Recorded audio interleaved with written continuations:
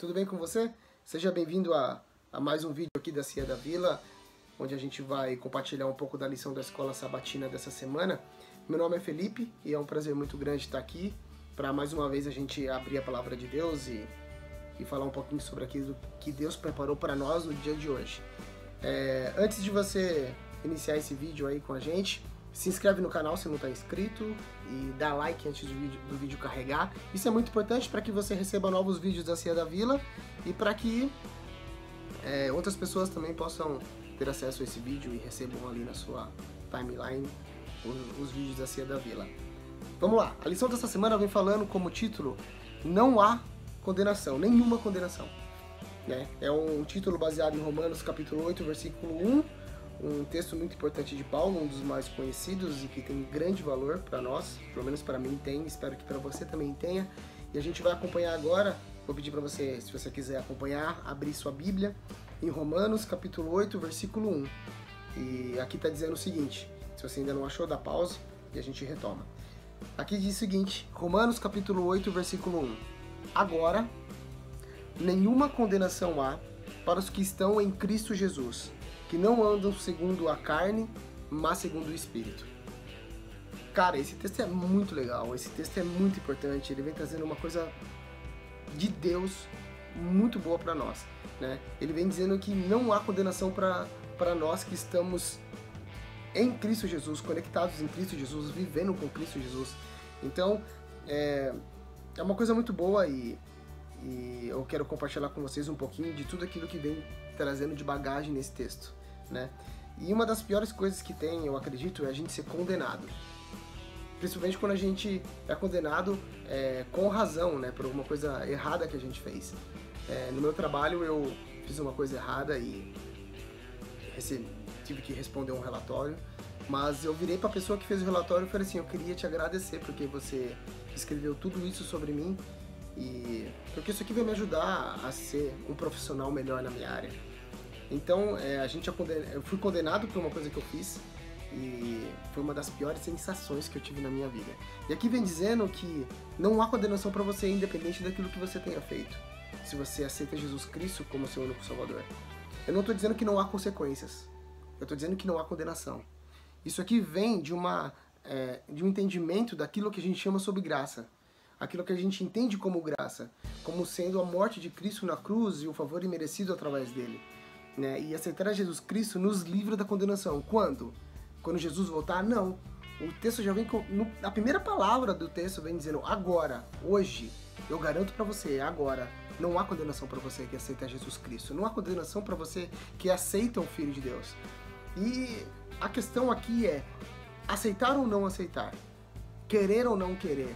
Na verdade, eu ouvi uma vez um amigo dizendo que a questão sobre a graça não é você aceitá-la, mas sim você não recusá-la. Isso aqui muda um pouco a nossa visão, porque aceitar a graça é uma coisa que assim, cara, eu tenho a opção de aceitar ou não, tá ali disponível. Mas o que Jesus pede pra você é: não recuse a graça que eu tô te dando. Não recuse, eu estou te dando, é de graça. A salvação é por meio da graça, eu estou dando ela a você. Então, não é uma questão de aceitar, é uma questão de não recusar. Não recuse a graça que eu estou te dando. Então, quando você aceita a graça, aceita o favor imerecido de Cristo Jesus, você aceita Ele como seu único Salvador, você entende o seu sacrifício na cruz, isso te livra da condenação. Eu lembro que no pequeno grupo, quando a gente estudou um pouquinho sobre esse texto, foi um texto que foi muito impactante para mim. Saber que quando Deus olhar para mim e eu sou justificado em Cristo Jesus, Ele não olha o Felipe, Ele olha para mim e fala assim: eu olho para você e vejo meu Filho amado Jesus Cristo, porque Ele está sobre você. Você está nele. Eu olho para você, eu vejo vocês como sendo um. Então, para você, quando eu olho para você, eu não vejo Felipe cheio de pecado, cheio de coisas erradas. Eu vejo meu Filho amado, Senhor Jesus Cristo. Então, não há condenação para você que está nele. Cara, isso fez muita diferença na minha vida, muita diferença. E se não bastasse, só isso, é uma grande notícia saber que hoje você está livre da condenação. Hoje não há condenação para você. Hoje, para você que está ouvindo esse vídeo e aceita Jesus Cristo como seu único Salvador, eu tenho uma boa notícia para você. Não há condenação para você. Você não vai ser condenado. E aí, mas o texto não para por aí. Ele vem dizendo o seguinte no decorrer do texto: para os que estão em Cristo Jesus e não andam segundo a carne, mas que andam segundo o Espírito. A gente vai ficar um pouquinho nesse texto para entender um pouquinho o que é viver segundo a carne e viver segundo o Espírito. A gente acredita que o Espírito de Deus ele está em todos os lugares, ele está se movendo, ele está entre nós, ele está em mim neste momento, ele está em você. E o que seria viver segundo o Espírito? Como é que é viver segundo o Espírito Santo de Deus? O Espírito de Deus ele sopra nos nossos ouvidos, ele está o tempo todo, né, nos confortando e nos auxiliando e falando para cada um de nós. Quando a gente aceita Jesus Cristo como nosso único Salvador, a gente quer ter uma vida de discípulo, a gente acha que a gente tem que sair por aí fazendo o melhor para todo mundo, atendendo a todos os moradores de ruas e todos os órfãos, todas as viúvas. Cara, se a gente fizer isso, a gente não vive mais, a gente não consegue ter uma rotina, a gente não consegue, né, não consegue fazer mais nada, porque são muitas pessoas que precisam. Se você for no centro de São Paulo, você vai ver que há um número inimaginável de pessoas ali que estão precisando de auxílio. Então a gente viveria só desta forma. Na verdade, o que é viver segundo a carne e viver segundo o Espírito? Na verdade, eu entendo que não é viver segundo as minhas vontades, não é viver segundo os meus desejos, não é viver segundo aquilo que eu quero, mas viver segundo o que o Espírito Santo de Deus quer para minha vida. Eu não sei se você consegue entender, mas quando você sai de carro e quando você sai de casa, para ir pro trabalho, para ir para a faculdade, para ir para qualquer lugar, ou você vive segundo a carne, dizendo assim, eu vou planejar o meu dia, e eu vou fazer isso, aquilo, outro, eu vou passar por ali, e eu vou atender essas pessoas, eu vou visitar essas pessoas, eu vou fazer isso no meu trabalho. Isso é viver segundo a carne, isso é viver segundo aquilo que eu planejei, que eu quero fazer. Não estou dizendo que você se planejar esteja errado, mas que o nosso desejo no dia a dia é viver segundo o Espírito Santo de Deus, segundo aquilo que o Espírito Santo planejou para cada um de nós, as pessoas que Ele quer que nós encontramos durante o dia e as coisas que talvez Ele queira que nós façamos durante o dia. Isso é muito difícil porque a partir do momento que você aceita a graça de Deus e você entende que você não é condenado mais pelo pecado, porque Ele te cobre com a sua graça, a partir dali não há outra forma de você viver, não há outra forma de você agir que não seja segundo o Espírito. Às vezes a gente, no dia a dia, a gente se pega errando, caindo e fazendo diversas coisas erradas e pecando, mas esse é o papel do Espírito Santo de Deus. Quando você erra, quando você cai, Ele vai estar ali do seu lado, Ele vai dizer pra você, olha, dessa vez você errou de novo, não deu. Mas lembra que você aceitou a graça, lembra que Jesus Cristo te cobre, lembra que você não é condenado por isso que você fez. Então levanta a tua cabeça e segue o teu caminho, e eu vou te mostrar aquilo que eu preparei pra você no dia de hoje. Quais são as coisas do meu coração pra você. A partir desse momento você vai ver que Deus ele vai falar com você de diversas formas. Quando você estiver na rua com o espírito voluntário e entender que nada mais é para você, é tudo para Deus e por Ele e para Ele, né? E aí a gente fala assim, pô, mas ok, eu entendi que tudo que eu faço no meu dia a dia é para Deus, então o meu trabalho é para Deus, a minha rotina é para Deus, minha família é para Deus, a minha igreja é para Deus, e todas essas coisas que eu tô fazendo aqui, essas coisas são para Deus. Então, eu vou começar a fazer tudo isso para Ele. Mas a questão aqui não é a questão de você cantar mais e louvar mais e buscar mais. E não é uma questão de você buscar mais a Bíblia e você passar mais o dia em oração. Essas coisas são importantes sim. Essas coisas são muito importantes. Ler a Bíblia é extremamente importante e orar é de uma importância que acho que a gente nem precisa aqui ficar comentando. Mas o que é importante também, que a gente às vezes evita fazer, é pensar na questão em relação ao próximo. Orar é importante, cantar é importante. Na verdade, eu acho que a gente passa o dia cantando. A gente pega o celular, coloca uma música e passa o dia aí. Lá na Ceia da Vila, quando a gente canta e louva a Deus, eu passo a semana inteira cantando as músicas que a gente louva lá. Mas a questão aqui não é o quanto você se dedica para que Deus saiba que você o ama. Não é o quanto que você se dedica e faz para que Deus olhe para você melhor. Para que Deus olhe para você e fale assim, poxa, o Felipe canta o dia inteiro e é um cara que ora bastante.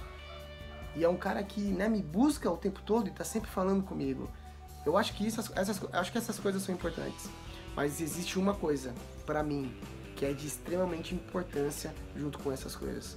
Jesus, ele diz lá em Mateus que quando você faz algo a um dos pequeninos de Deus, você está fazendo para o próprio Deus.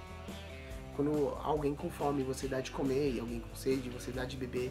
E quando tem alguém que está enfermo, você precisa e você vai visitar, quando você faz isso para essas pessoas, você não está fazendo para elas. Você está fazendo isso, além de ser para elas, para o próprio Deus.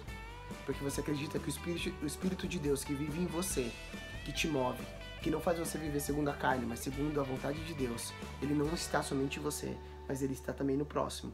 E quando você está no seu dia a dia, e você ora a Deus e fala assim, Senhor, que se cumpra a sua vontade na minha vida, que a partir de agora, as pessoas que o Senhor colocar na minha vida, sejam as pessoas que o Senhor quer que me encontrem, são as pessoas que você quer que encontrem um filho teu. Se por um acaso eu estiver de carro e um carro quebrar, e o Senhor, por favor, me torne atento àquilo, à voz do Espírito Santo, para que eu atenda aquela pessoa, porque ao fazer para ela, você não está fazendo somente para um ser humano, você está fazendo aquilo para um próprio Deus. Se na faculdade alguém está sendo discriminado, alguém está sofrendo bullying, alguém está sofrendo, fique atento à voz de Deus. Você tem que prestar atenção na aula sim, mas ali, quando você tiver um tempo, olhe para o lado, ouça a voz do Espírito Santo. Vai ter alguém ali que está precisando. Vai ter alguém ali que está precisando. E eu vou além. Quando você estiver na sua comunidade, quando você estiver na igreja, quando você estiver sentado ali no banco e estiver prestando atenção no sermão, lembre-se do verso de Tiago, capítulo 4, diz que o único método, unicamente, a igreja de Deus, ela se revela naqueles que cuidam dos órfãos e das viúvas. Cuidam dos órfãos e das viúvas. Então, quando você estiver na igreja de Deus, na igreja ali sentado, olhe para o lado. Fique atento à voz do Espírito Santo. Há pessoas dentro da igreja que estão sofrendo, há pessoas dentro da igreja que estão passando dificuldades, há pessoas dentro da igreja que estão passando por diversos problemas de relacionamento, há maridos traindo esposas, há filhos que estão usando drogas, há pessoas depressivas dentro da igreja, e às vezes a gente vai para a comunidade, senta lá, escuta o bom sermão, canta belos hinos e tá pouco se lixando pro próximo que está sentado do lado. Tem alguém do seu lado na igreja que está precisando. No seu trabalho, a pessoa que do seu lado está sofrendo, talvez tenha problema de relacionamento com o marido, talvez com os filhos, talvez com os pais. E você que não vive mais segundo a carne, mas segundo o Espírito Santo de Deus, você tem que estar atento à voz do Espírito, para olhar para o lado e dizer assim, não há nada que eu possa fazer que vai fazer eu não ser justificado por Cristo. Eu já sou justificado por Ele. E eu não vivo segundo as minhas vontades, segundo a carne, eu vivo segundo o Espírito Santo de Deus. Então, Senhor, mostra as pessoas que estão aqui, que estão precisando de Ti. E quando você fizer isso, e você ficar atento à voz do Espírito Santo, Ele vai te usar. E você vai lá falar com aquelas pessoas, e você vai auxiliá-las, e você vai fazer aquilo que Deus disser para você fazer. Porque quando você fizer a um dos pequeninos de Deus, quando você fizer ao próximo, você não está fazendo para você. Você não está fazendo para ela. Você está fazendo para o próprio Deus. Você está fazendo para o próprio Deus. Eu queria te desafiar essa semana. Eu queria te desafiar para que você se colocasse à disposição do Espírito, para que você, ao sair de casa, falasse assim, Senhor, coloca o Teu Espírito Santo no meu caminho, na minha vida, para falar aos meus ouvidos, para que eu fique atento aos Seus filhos que precisam de mim. Eu não tenho dúvida que você é uma pessoa que tem fé, porque a Bíblia fala que a nossa fé não é do tamanho de um grão de mostarda, então a fé não depende de você, a fé é um dom de Deus, então todos nós temos um pouco de fé. Talvez eu seja o homem com a menor fé que possa existir, mas não importa. Nós somos pessoas de fé. A fé que nós temos, não é para acreditar que Deus vai se mover. Não é para acreditar que Deus está em movimento e Deus está cuidando de cada um de nós. A fé não é para mover a mão de Deus, porque eu sei que eu acredito que Deus vai estar se movendo e fazendo algo pelas pessoas, e disso eu não tenho dúvida. Mas a fé não é para mover a mão de Deus. A fé é para mover a nossa mão. A fé de Tiago, entre a fé... Tiago não faz um discurso entre fé e obras. Tiago faz um discurso entre a fé viva e a fé morta. A fé viva é aquela fé que vem com as obras. E a fé morta é uma fé sem obras. Então, que nessa semana a gente fique atento à voz do Espírito. Que nessa semana a gente coloque a nossa fé para ser viva. a nossa fé em ação, para que não somente a gente acredite que Deus está se movendo, mas que a nossa mão se mova em direção ao próximo. Porque não há condenação para você. Não há condenação para você que está inscrito em Cristo Jesus. Então, a partir de hoje, segundo Romanos capítulo 8, versículo 1, não viva mais pela carne, que você a partir de hoje viva pelo Espírito. Que o Espírito te mova, que o Espírito nos mova, além de nós, através de nós, apesar de nós, em nós e durante essa semana e durante a vida. Essa é a nossa lição, nosso resumo, e que Deus te abençoe muito e que, se você não deu like ainda, dá like, segue a gente no canal. Obrigado por tudo aí, obrigado pela sua atenção, que Deus abençoe, um abraço.